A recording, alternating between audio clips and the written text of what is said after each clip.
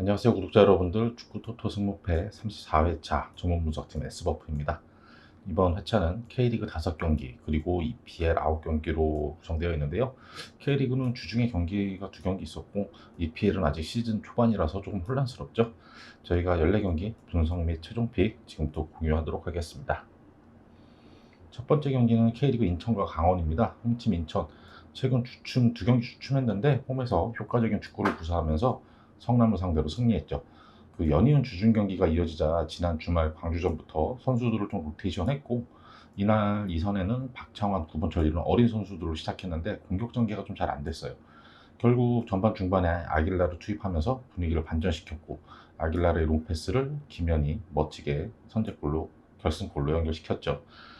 상대 성남의 공격 전술, 밀리치에 대한 강한 압박 전술로 효과적으로 막아냈고, 이선 측면 선수들의 빠른 공수 전환이 좀 돋보였습니다.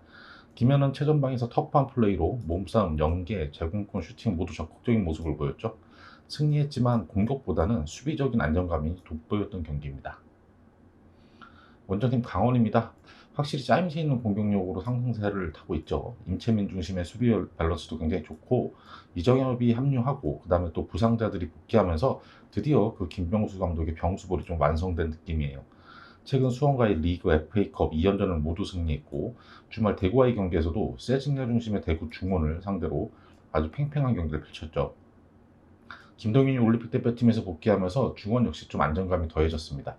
이정엽을 중심으로 공우열, 조재환, 김대원 이 선수들의 속도감 있는 공격수들이 조합되면서 확실히 공격력이 업그레이드 됐죠. 임채민과 아슈마토프, 김영빈 그리고 신세기까지 센터백 라인도 3명, 이 네 선수가 3명씩 로테이션으로 잘 막아내고 있죠. 조재환은 최근 리그 2경기 연속골 터트리면서 골 감각을 끌어올리고 있습니다. 인천이 성남의 막강한 수비력을 넘어서며 1대0으로 승리했지만 경기 내용적으로 만족할 상황은 아니었죠. 이전 연승 과정에서도 노고사의 골 결정력을 앞세워 승리했지 내용적으로 상대에게 주도권을 내주는 모양새였어요. 강한 압박과 빠른 공수 전환으로 수비적인 부분이 잘 소화되고 있습니다. 강원은 전체적인 밸런스가 좋아졌습니다. 단순히 라인을 내리고 수비적으로 하다 역습하는 것이 아닌 전체적으로 경기를 지배하고 운영하면서 자신들의 승리를 유도하죠.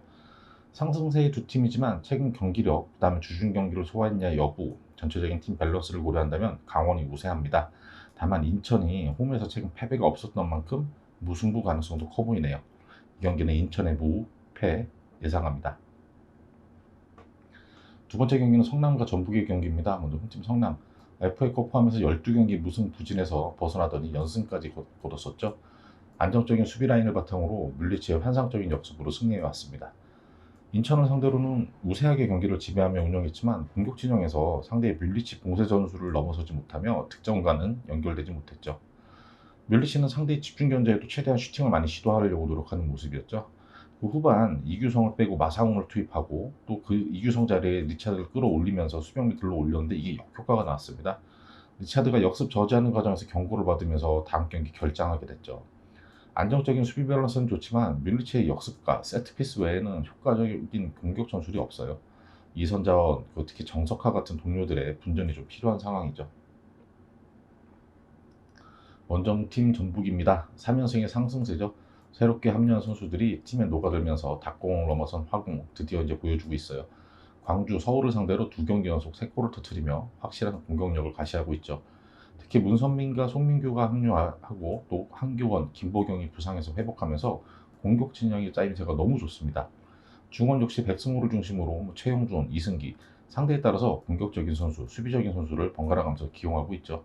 지난 서울과의 경기에서는 PK와 절묘한 헤딩 실점으로 2실점하긴 했지만 홍종호 중심의 수비 밸런스도 굉장히 뛰어납니다. 공격 진영에 뛰어난 선수들이 너무나도 많은 만큼 누가 나서도 언제든 다득점 경기가 가능한 상황이죠. 스타일도 다양한 만큼 상대 수비 전술에 따라서 선발 공격진을 기용할 거예요. 객관적인 전력 차이가 너무 큰 경기죠. 더군다나 성남은 최근 팀의 상승세를 함께했던 리차드가 경고 누적으로 나설 수 없습니다. 뮬리치의 역습으로 성남이 득점을 할 수 있겠지만 전북의 공격력을 제 아무리 성남의 수비 밸런스라고 해도 막아내기 벅차 보입니다. 더군다나 견고하게 쓰리백 라인을 구축해온 리차드도 빠지죠. 주중 경기 치르며 체력까지 소모한 성남이 전북을 상대로 이변을 연출하기에는 어려워 보이죠. 성남의 패 예상합니다. 세 번째 경기는 수원FC와 제주 경기인데요. 홈팀 수원FC가 잠시 주춤했죠. 경기력이 떨어지거나 부상자가 발생한 것은 아닌데 최근 두 경기를 잘 치르고도 1무 1패 좀 불운했어요. 인천과 포항 두 경기 모두 상대를 압도하며 우세한 경기, 공격적인 경기를 했는데 인천을 상대로는 0대0, 포항에게는 1대3으로 패했죠. 라스는 전방에서 기민한 움직임을 통해서 상대 수비를 긴장시키고 위협적인 그림을 여러 차례 보여줬습니다. 다만 앞선 경기들과 달리 상대 골키퍼의 선방 그리고 골운이 좀 따르지 않았습니다. 라스에게 운이 좀 없었던 경기들이에요. 전체적인 팀 밸런스가 흐트러지거나 깨진 것은 아닌 만큼 지난 주중에 경기가 없었어요. 그러니까 휴식을 취한 만큼 체력 보충을 통해서 다시 상승세를 탈 것으로 기대가 되죠. 원정팀 제주입니다. 확실히 경기력이 올라오며 드디어 무승을 털어냈습니다. 서울 원정에서 약간의 행운이 따랐던 선제골을 잘 지키며 승리했죠. 전반 초반 이창민의 강력한 프리킥 슈팅이 골대 맞고 나온 것을 김봉수가 밀어넣으며 앞서갔어요. 중원에서 이창민 중심의 경기 운영이 좋았고 평소와 다르게 전방에서부터 아주 강한 전방 압박을 시도했죠. 많은 활동량을 바탕으로 상대를 밀어붙이면서 주도했어요. 쓰리백 라인도 견고한 조직력을 보여주면서 특별한 위기 상황 없이 골문을 잘 지켜냈죠. 제르소는 상대 뒷공간 침투를 통해서 여러 차례 찬스를 맞이했지만 마무리가 조금 아쉬웠죠. 그래도 왼쪽 사이드에서 공을 잡을 시 매우 위협적인 움직임이 보입니다. 최근 성적이 부진했지만 수원FC 경기력이 떨어진 상황은 아닙니다. 골운이 따르지 않았을 뿐 상대보다 우세한 경기력을 보여주고 있죠. 라스와 무릴로가 좋은 컨디션으로 호흡을 보여주고 있어요. 제주가 분위기를 반전시키며 무승골을 끊어냈지만 연이은 주중 경기로 체력적인 어려움이 예상되고 있죠. 특히 지난 주중 서울 원정에서 많이 뛰는 압박 축구를 선보이며 선수들이 좀 지친 기색이 있었어요. 주중 휴식을 취한 수원FC가 홈에서 유리한 경기를 펼치겠지만 기세가 오른 제주의 짜임새 있는 운영에 무승부가 나올 수도 있죠. 이번 경기부터 수원FC는 홈 경기장을 수원 월드컵 경기장으로 옮겨서 사용하기도 합니다. 이번 경기는 수원의 승, 무 예상합니다. 네 번째 경기는 EPL의 리버풀과 벌리의 경기입니다. 홈팀 리버풀 선수들의 기량 차이가 났던 경기인 만큼 지난 경기 노리치를 상대로 여유로운 패스 플레이와 압박을 통해서 승리했죠. 반다이크의 탄탄한 수비력을 바탕으로 한 정교한 빌드업 과정을 통해서 공격 쪽에 숫자를 많이 뒀어요. 측면 뒷공간을 노린 상대의 공격에 위험한 상황이 좀 있었는데 알리송 골키퍼가 잘 막아냈죠. 살라, 마네 그리고 조타 이 쓰리톱이 공격적인 기량을 뽐냈으나 이 상대 육탄 수비에 좀 많이 막히는 모양이 많았죠. 결국 살라가 슬쩍 흘려준 공을 조타의 골로 골문을 열었고 후반 조타와 교체된 프리미네도 그 측면에서 활약하며 골을 기록했죠. 살라도 왼발 골로 개막전 5시즌 연속골 기록을 세웠어요. 중원에서 케이타, 파비뉴 이 정상급 선수들이 조율하고 전방 공격진의 마무리 능력도 건재했습니다. 원정팀 번니입니다. 개막전 경기 시작과 함께 코너킥 상황에서 센터백 타코스키의 헤딩골로 앞서갔죠. 팀 스타일을 고수하듯이 주구장창 크로스에 의한 공격을 시도했지만 크로스의 정확도가 좀 떨어졌습니다. 최전방에서 우드가 부지런히 움직였는데 우드를 향한 전개의 정확도가 좀 떨어졌어요. 오른쪽 측면에서 거드문드슨이 좀 활발히 움직였지만 동료를 이용한 연계보다는 좀 공을 끌고 가면서 템포를 죽여버렸어요. 전반 두 차례나 골대를 맞히는 등 운이 따르지 않았던 경기였죠. 제공권이 좋은 만큼 확실히 코너킥 상황에서 굉장히 위협적입니다. 근데 측면 수비가 좀 느슨했고 결국 측면에서 넘어오는 낮고 빠른 크로스에는 전혀 대처하지 못하면서 2실점했죠. 리버풀은 개막전에서 이름에 걸맞는 경기력을 보여주며 3대0 완승을 거뒀어요. 벌리는 개막전에 보여줬던 경기력이 나쁘지 않았지만 수비진이 허점을 드러내며 1대2로 패했습니다. 본인은 제공권에 확실한 우위를 보였지만 상대의 낮고 빠른 크로스에 전혀 대처하지 못하면서 실점하죠. 주로 높은 형태의 크로스를 선호하지 않고 낮고 빠른 패스 플레이를 선호하는 리버풀의 공세를 막아내기에는 벅차 보입니다. 리버풀의 중앙 수비 역시 반다이크의 제공권 장악력이 나쁘지 않습니다. 다만 세트피스, 코너킥 상황에서 벌리의 높이를 좀 주의할 필요가 있겠죠.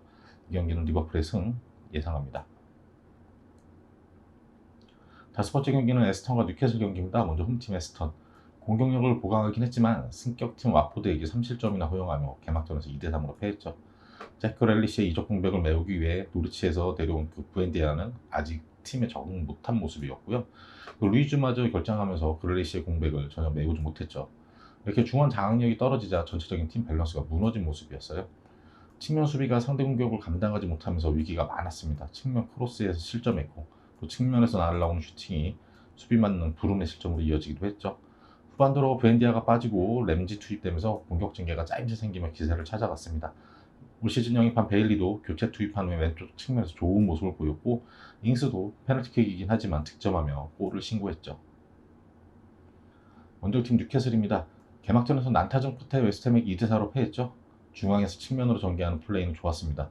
맥시멈이 전방에서 개인기를 뽐내며 크로스했고 이를 윌슨이 골로 연결했습니다. 윌슨은 확실히 상대 빈 공간을 향한 움직임 새도 굉장히 좋아 보였습니다. 전반은 2대1로 리드하며 우세한 경기를 하긴 했지만 후반 들어서 무너졌습니다. 상대의 공격 전개를 후반 들어서는 전혀 대처하지 못했어요.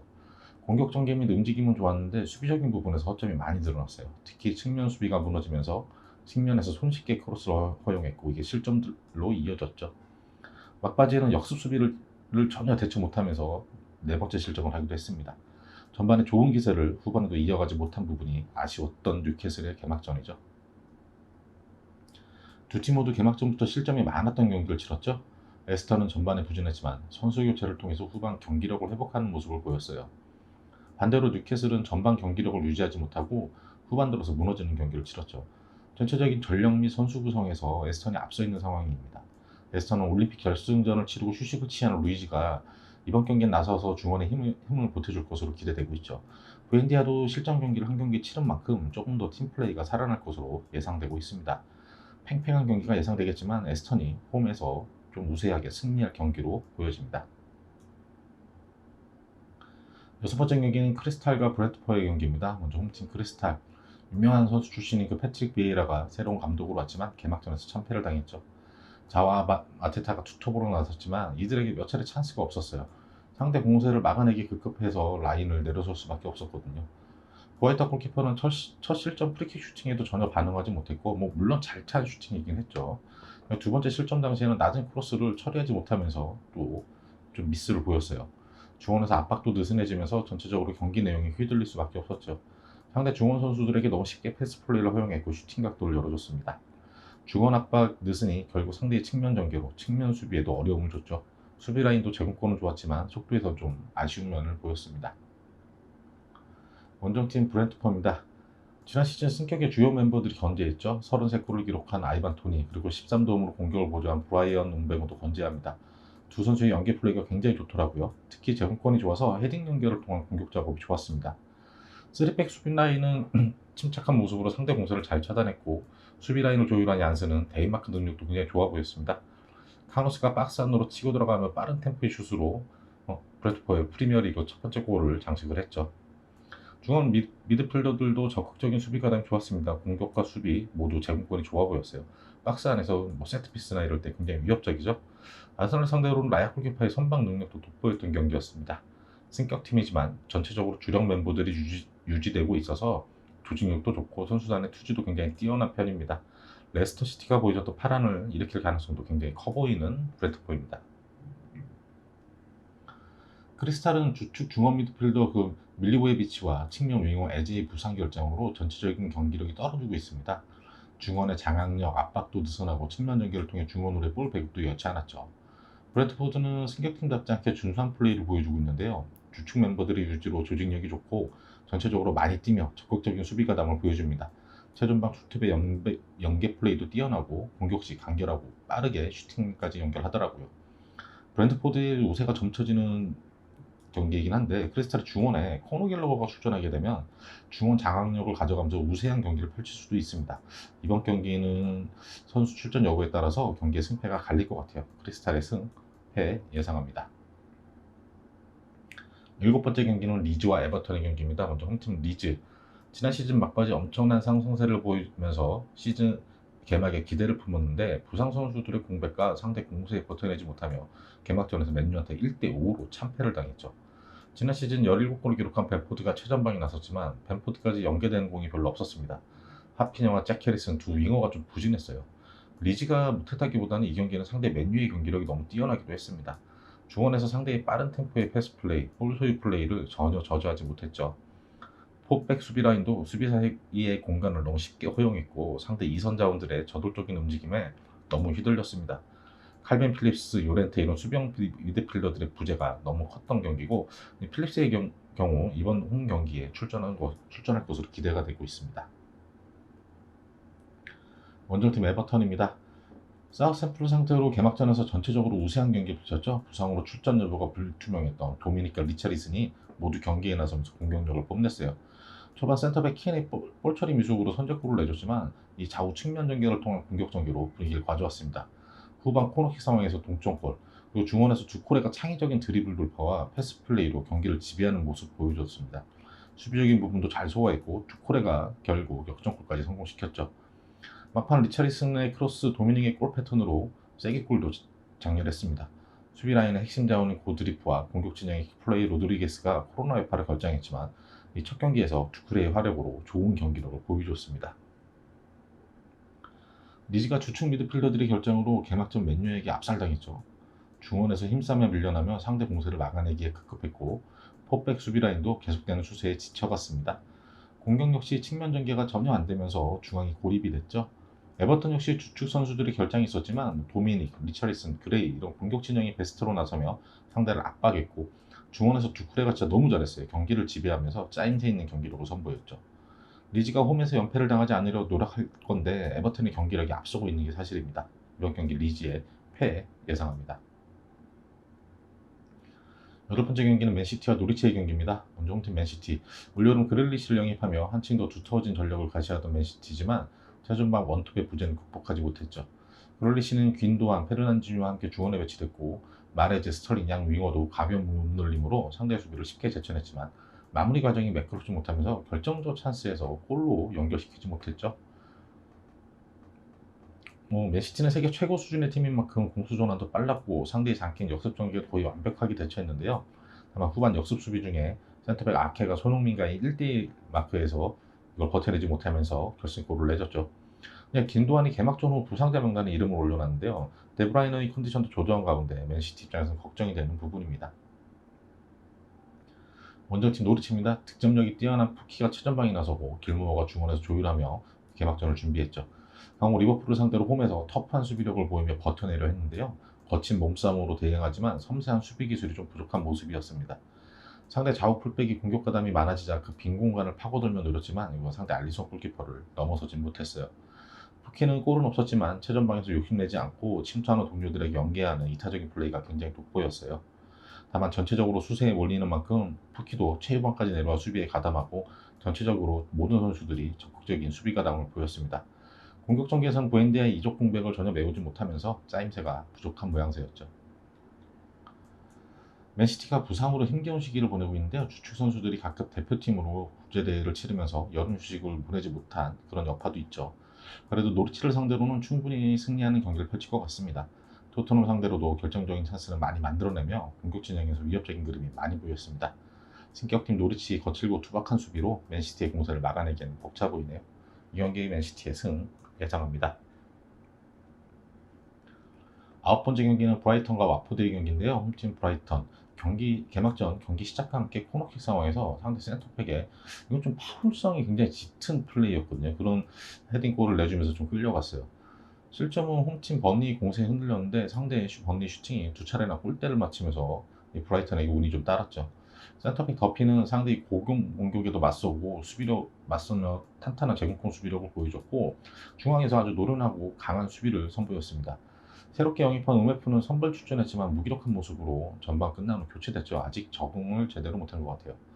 후반 선수 교체 후 서서히 주도권을 가져오며 공격 전개가 풀렸고 풀백으로 출전한 크로스가 높은 위치로 자주 올라오며 공격의 흐름을 풀어갔죠. 후반 교체 투입된 선수들이 나란히 골과 도움을 기록했습니다. 측면에서 낮고 빠른 크로스로 상대의 약점을 파고들면서요. 원정팀 와퍼드입니다. 프리미어리그 복귀 경기에서 날카로운 공격력 뽐내면서 에스턴 빌라를 상대로 3대2로 승리했죠. 토트넘 이적설이 나돌던 사르는 선발 출전하며 최전방에서 활약했어요. 결국 사르의 크로스가 수비 맞고 나온 걸 데니스가 골로 장식하며 선제골을 넣었죠. 사르, 세마, 좌우 윙 플레이어 이 두 선수가 확실한 스피드와 개인 기량으로 돌파 능력이 뛰어났고 역습도 굉장히 위협적이었습니다. 후반 교체 투입된 쿠처도 절묘한 가마차기로 데뷔골을 장식하고 공격 진영에서 감각적인 패스 연계가 아주 좋았습니다. 다만 상대 공간 패스 한 방에 수비 라인이 허물어지는 허점을 좀 내보였는데 측면 수비수들의 위치가 좀 너무 높았어요. 중앙 수비수들의 수비력은 제공권도 좋고 상대 공격수를 밀어내는 투지도 나쁘지 않았습니다. 전력이 엇비슷한 두 팀의 맞대결이지만 개막전에서 보여준 경기력만 놓고 본다면 와퍼드 쪽으로 기우는 상황이죠. 승격팀 와포드는 전방에서 세미와 사르 두 선수의 폭발적인 스피드를 앞세운 역습이 날카로웠고 헤타페에서 영입한 쿠초의 감각적인 경기력도 돋보였습니다. 브라이턴은 첫 경기 승리했지만 기대했던 우메페의 경기력이 별로였고 상대 공세에 밀리며 어려운 경기를 했죠. 브라이턴의 수비력이 제공권에 강한 모습을 보였지만 와포드의 스피디한 공세에 대응하기는 어려워 보입니다. 와포드가 우세한 경기를 치를 것으로 보이지만 홈에서 브라이턴이 버텨낼 가능성도 큰 경기예요.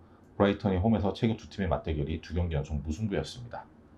이번 경기는 브라이턴의 무패 예상합니다.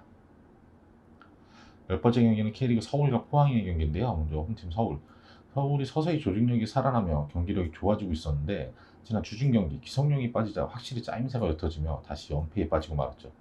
최근 승리했던 경기에서 고요한이 전진 배치되고 중원에서 기성용과 백상훈의 호흡이 좋았었지만 기성용이 빠지고 고요한도 오른쪽 풀백으로 내려서자 이러고 공격도 안 되고 중원의 장악력도 잃어버렸죠. 상대의 강한 전방 압박에 제대로 대처하지도 못했습니다. 포백으로는 나섰지만 센터백과 풀백 사이 뒷공간을 노리는 상대의 공간 침투와 전진 패스에 어려움을 겪었어요. 최전방에서 지동원도 고립되면서 주로 측면으로 빠지며 플레이하거나 내려서서 플레이했습니다. 기성용이 출전 시간이 너무 짧으며 경기력이 전체적으로 망가진 그런 경기였죠. 원정팀 포항입니다. 드디어 부진에서 벗어나며 승리를 올렸죠. 부상자들이 복귀하며 공격진에 다양한 옵션이 생겼고 강상우 시프트를 통해서 승리를 챙겼습니다. 주말 수원FC의 홈경기에서 상대 상승세에 밀리며 경기 주도권을 내줬는데 이 선으로 끌어올린 강상우의 개인기량을 앞세워 공격을 풀어갔습니다. 팔라시오스는 기대에 못 미치는 플레이였지만 임상엽이 교체 투입된 후 활발히 움직이며 두 골을 터뜨렸죠. 타시도 후반 교체 투입됐지만 아직 위협적인 모습을 못 보여줬습니다. 신강훈을 끌어올리며 신진우와 함께 중원에 배치해서 중원의 안정감은 확실히 두터워졌죠. 관건은 이들 베테랑의 경기 운영을 마무리 지어줄 공격 작업인데요. 강상우 카드를 당분간 계속 위로 올려서 사용할 것 같습니다. 서울이 최근 좋은 경기력을 보였던 전술에서 변화를 줬지만 오히려 역효과를 내며 뚜렷한 득점 찬스도 없이 패했죠. 포백 라인과 뒷공간을 지속적으로 내주며 위태로웠고 중원에서는 패스의 속도가 늦어지며 공격 템포를 잡지 못했죠. 강상우의 전진 배치와 임상혁, 팔라소시오스의 복귀로 측면과 공격 전개의 속도가 빨라진 포항이라면 주중 경기에서 서울이 보여준 약점을 파고들겠죠. 근데 서울이 기성용 중심의 중원을 구축하면 우세한 경기를 치를 수도 있을 겁니다. 김기동 감독의 전략적 판단이 포항을 승리로 이끌 가능성도 높죠. 이 경기는 서울의 멤버 구성에 따라서 승패가 갈릴 것 같습니다. 서울의 승패 예상합니다. 11번째 경기는 울산과 수원 삼성의 경기인데요. 홈팀 울산. 지난 주말 제주원정에서 무승부를 거두며 연승이 마감됐죠. 승리를 챙기지 못했지만 특유의 공격적인 경기 운영을 하며 상대를 압도했습니다. 윤빛가람이 빠지며 중원에서 짜임새가 조금 부족했는데 바코가 특유의 슈퍼플레이로 공격을 이끌었죠. 최근 후반 교체 투입되며 조커로 확실히 자리매김한 이동주는 폭발적인 스피드를 자랑하며 지친 상대 수비 라인을 휘저으며 괴롭혔습니다. 힌터제와 오세훈 두 선수가 골맛을 보며 최전방 자원들의 자신감도 얻었죠. 두터운 선수층을 바탕으로 팀 밸런스가 확실히 잡혀있는 만큼 매 경기 일정한 경기력을 유지할 수 있습니다. 웬만해선 쉽사리 무너지는 경기는 당분간 나오지 않을 것 같네요. 원정팀 수원 삼성입니다. 예상 외의 부진이죠.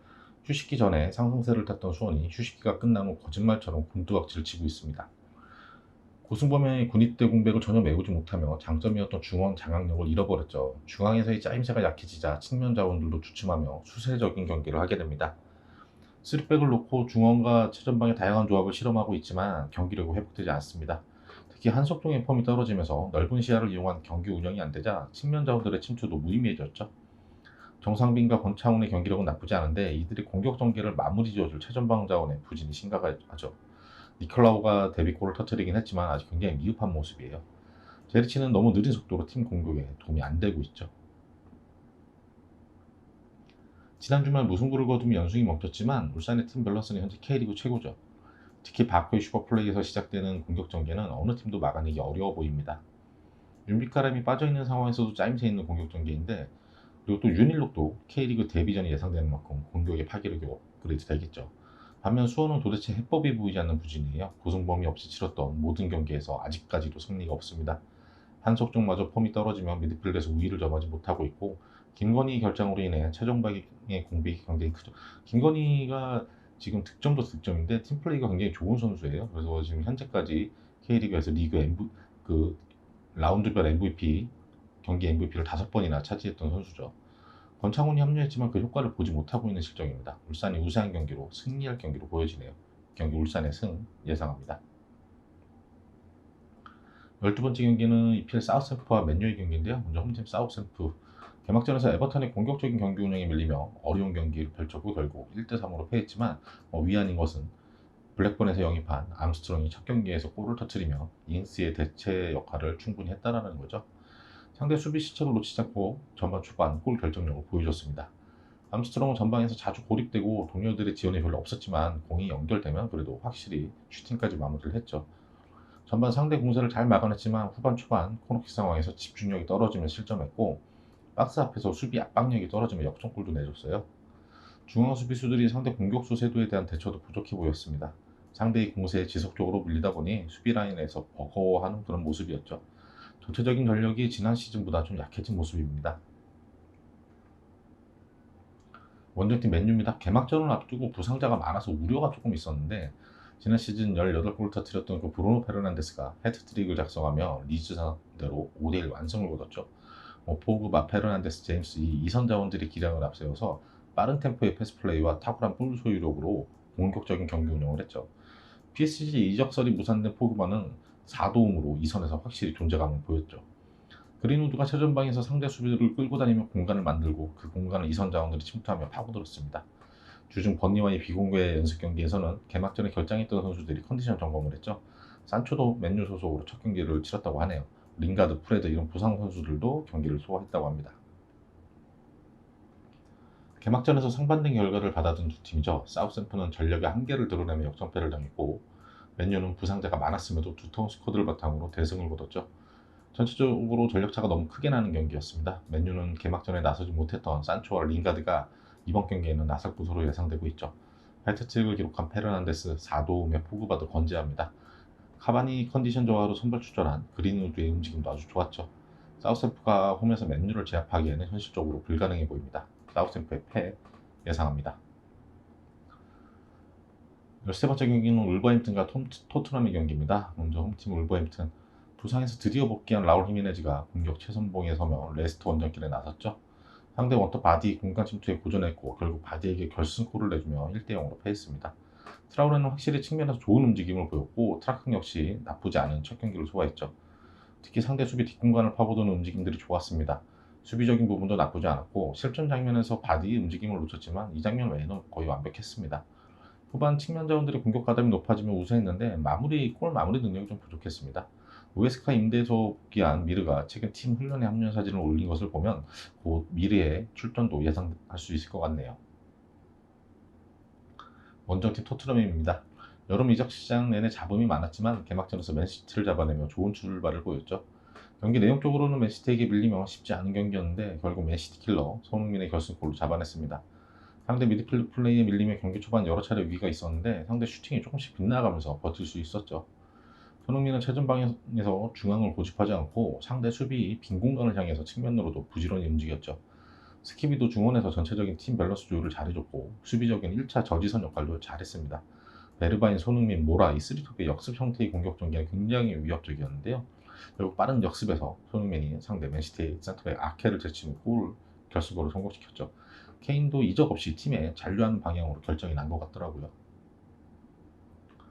역습 위주의 공격 전개를 선호하는 두 팀의 맞대결인데요. 울버햄튼은 부상에서 복귀한 히메네즈가 부진했지만 좌우 측면에서 트라우레와 트라캉이 확실히 상대 수비 뒷공간을 파고드는 움직임으로 위협적인 그림을 만들어냈습니다.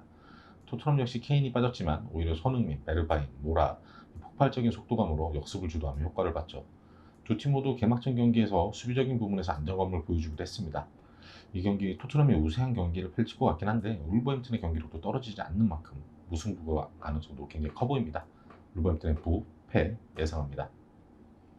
마지막으로 14번째 경기는 아스날과 첼시의 경기입니다. 먼저 홈팀 아스날은 개막전에서 승격팀 브렌트포드 원정에서 우세한 경기를 치렀음에도 마무리 능력에서 부족하며 0대2로 패했죠. 오바메양, 라카제트 두 공격 자원의 부상 이탈이 아주 치명적이었습니다. 자카의 중원 경기 운영을 바탕으로 높은 점유율을 가져갔는데 페페를 통해서 공격을 주로 오른쪽 측면 통해서 공략을 했죠. 상대 박스 근처까지는 위협적으로 접근하는데 세밀한 마무리 능력이 부족했습니다. 측면 수비가 미흡한 모습, 라인을 오리다가 뒷공간을 자주 허용했고 결국 사이드에서 전개된 공격에 실점을 했죠. 발루건, 샤카 이런 나이 어린 선수들은 나름 전방에서 노력했지만 아직 세밀함에 좀 부족함이 보였습니다. 박스 안에서 수비진의 집중력 부족도 보였고요. 벤 화이트가 합류하긴 했지만 이 센터백 아직 합류한 지 얼마 안 돼서 그런지 센터백 라인의 호흡도 좀 흔들렸습니다. 원정팀 첼시입니다. 다시 영입한 루카쿠와 중원 핵심 캉테가 컨디션 조절 문제로 개막전에 나서지 못했지만 크리스탈 상대로 한 수 위의 기량을 보이며 완성을 거뒀죠.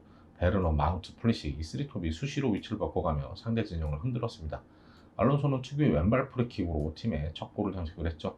조르징요와 코바치의 중원 조합도 캉테의 공백을 잘 메우며 경기 운영을 잘했습니다. 특히 이 조르징요가 좌우 측면으로 전환하는 패스가 굉장히 뛰어난 모습이었습니다. 중원에서의 우세함을 가져가며 경기를 손쉽게 풀어갔고 조르징이의 패스 플레이를 통해서 상대 측면을 굉장히 많이 괴롭혔어요. 센터백 라인은 워낙 출중한 선수들인 만큼 견고했고 주축 선수들이 복귀할 시 더 안정된 경기력이 기대가 되고 있습니다. 개막전에서 승격팀에게 충격패를 당한 아스날이 홈에서 단단히 준비해 나서려고 할 거예요. 근데 주축 공격수들의 부상 결정으로 당분간 좀 어려움이 예상됩니다. 벤 화이트가 합류한 수비 라인도 아직 조직력을 갖추기 위해서는 시간이 필요해 보이죠. 첼시는 팀의 중심이 칸테가 결정한 가운데서도 대체 미드필더들이 완벽한 경기력으로 개막전에서 완성을 거뒀죠. 루카쿠의 출전도 예상되는 만큼 첼시 특유의 빠른 이선 자원들과 세리아를 평정하고 돌아온 루카쿠의 호흡도 기대됩니다. 최근 맞디글 전적에서 아스날이 우세했었지만 이번 경기에서는 부상자가 있는 아스날이 첼시를 잡아내기에는 조금 벅차 보이네요. 이번 경기 아스날의 패 예상합니다. 마지막으로 14경기 최종픽 한번 확인하고 가겠습니다. 1번 경기 인천의 무패, 2번 경기 성남의 패, 3번 경기 수원FC의 승무, 4번 경기 리버풀의 승, 5번 경기 에스턴의 승, 6번 경기는 크리스탈의 승패, 7번 경기 리즈의 패, 8번 경기 맨시티 승, 9번 경기 브라이턴의 무패, 10번 경기 서울의 승패, 11번 경기 울산의 승, 12번 경기 사우스햄프의 패, 13번 경기 울버햄튼의 무패, 14번 경기 아스날의 패 이렇게 예상하고 있습니다. 이상으로 승무패 34회차 분석은 마치도록 하겠고요. 저희는 다음 분석 영상으로 또 찾아뵙도록 하겠습니다.